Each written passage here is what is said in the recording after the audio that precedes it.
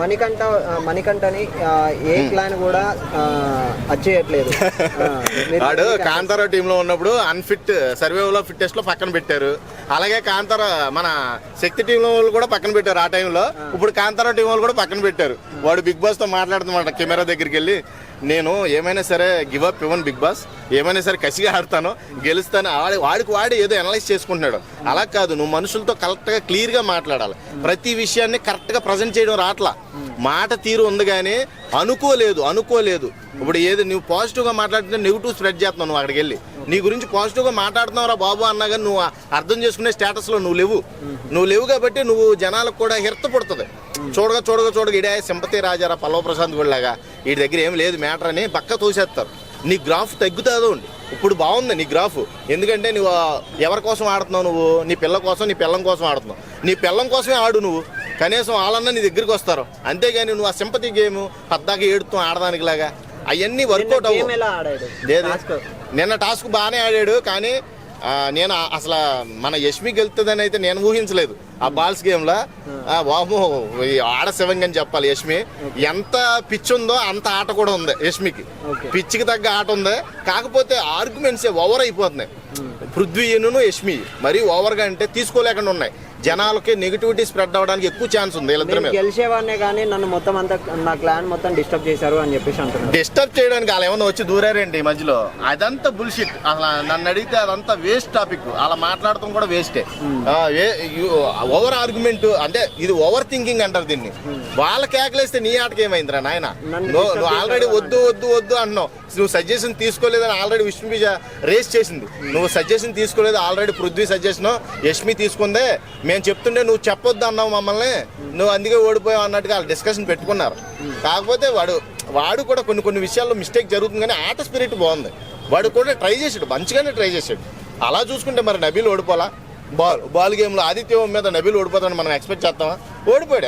అదేం కాదు, ముందు ఎవరు గెలిస్తే ఏంటి కానీ ఫస్ట్ ఆఫ్ ఆల్ గెలిచిన వాళ్ళకి బెనిఫిట్ ఉంటుంది అన్న సంగతి మర్చిపోతున్నారు. ఆదిత్య ఓం కూడా టాస్క్ లో గెలిచారు, మీకు ఎలా అనిపిస్తుంది? సూపర్, లవ్ యూ రాజా. ఆయన యాటిట్యూడ్ ఇది.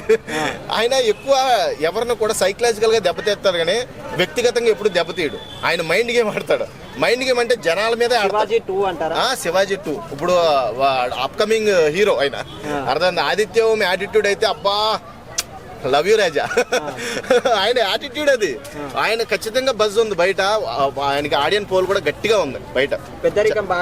బాగా పనిచేస్తుంది. నిన్న పాపం కోపం వచ్చింది నామినేషన్ లో. ప్రేరణ నీ దగ్గర ఫైర్ లేదంటే ఆ ఫైర్ లో చెయ్యట్టాడు. బిగ్ బాస్ వచ్చి వార్నింగ్ ఇచ్చేసరికి కొంచెం సైలెంట్ అయ్యాడు. కానీ అంటే ఫైర్ ఉంది, లేదు అనొద్దు. నువ్వు ఆల్రెడీ గేమ్ ఆడి నిన్న గెలిచి ప్రూవ్ చేశాడు. ఆయన దగ్గర ఫైర్ ఉంది, కాకపోతే వయసు సహకరించట్లేదు మాట. అంతే, అన్ని రకాలుగా సహకరిస్తే శివాజీ దాకా చివరి దాకా ఉంటాడు. ఈ వీక్ లో అంటే మిడ్ వీక్ లోనే ఉంది ఎలిమినేషన్ అంటున్నాడు. మరి ఆ మిడ్ వీక్ లో ఉంటుందా, అది రియల్లా కాదా అనేది చూడాలి ఫస్ట్. ఈ రోజు కానీ రేపు కానీ మిడ్ వీక్ అంటే ఇదే ఈ రోజైనా, ఈ రోజు కానీ రేపు కానీ మిడ్ వీక్ అవుద్ది. ఈ వీక్ లో ఉంటే నాకు తెలిసి 9కే వెళ్ళే ఛాన్సెస్ ఎక్కువ ఉన్నాయి. ఇప్పటికీ కూడా నిద్ర నుంచి లేవలేదు. 9కే కాకుండా అయితే మన దరిద్రం ఏంటంటే చెప్పుకుంటా కూడా సిగ్గేస్తుంది. మన తెలుగులో ఉంటున్నారు. ఇటు చూసినా అటు కన్నడ వాళ్ళు అందరూ సేఫ్ అవుతున్నారు. మన తెలుగు వాళ్ళు విష్ణుప్రియ ఉంది లిస్ట్ లో. నామినేషన్ ఎక్కువ కూడా నెగిటివిటీ స్ప్రెడ్ అయ్యింది. అన్నట్టుగానే ఉంది. ఇప్పుడు దాకా వెళ్ళిన వాళ్ళందరూ ఎవరయ్యా? శేఖర్ భాష కానీ, మన సోనియా కానీ, బేబక్ కానీ, అభయ్ కానీ, వీళ్ళందరూ ఎవరో మన తెలుగు వాళ్ళు. ఇంకో 3 ఏడిసారు అంతే హౌస్ లో. వాళ్ళని కూడా పంపించేసారంటే కన్నడ వాళ్ళదే అవుద్ది ఈసారి విన్నారు. ఇప్పుడు బిగ్ బాస్ తెలుగు కదా, బిగ్ బాస్ 8 తెలుగు కదా, కానీ ఎక్కడ చూసినా కూడా ఇంగ్లీష్ వర్డ్స్ వినబడుతున్నాయి. అదే కదా, అదే దరిద్రం. ఇప్పుడు అదే దరిద్రం అనుకుంటే నాగార్జున గారు శనివారం ఆదివారం వచ్చి ఇంగ్లీష్ లోనే టాస్క్లు కూడా చెప్పేస్తున్నాడు. అది ఇంకో దరిద్రం చెప్పాలంటే. తెలుగులోనే దానికి మీనింగ్ అన్నా చెప్పాలి కనీసం. ఆయన మొన్న టాస్క్ పెట్టాడు ఏదో కార్డ్స్ తీసుకొచ్చి. ఆ వర్డ్స్ చాలా మందికి అర్థం కావు. ఇంట్లో ఫ్యామిలీలు చూసే వాళ్ళకి ఆ వర్డ్కి అర్థం ఏంట్రా అని డిక్షనరీ ఎత్తాలి మళ్ళీ. అదే దరిద్రం.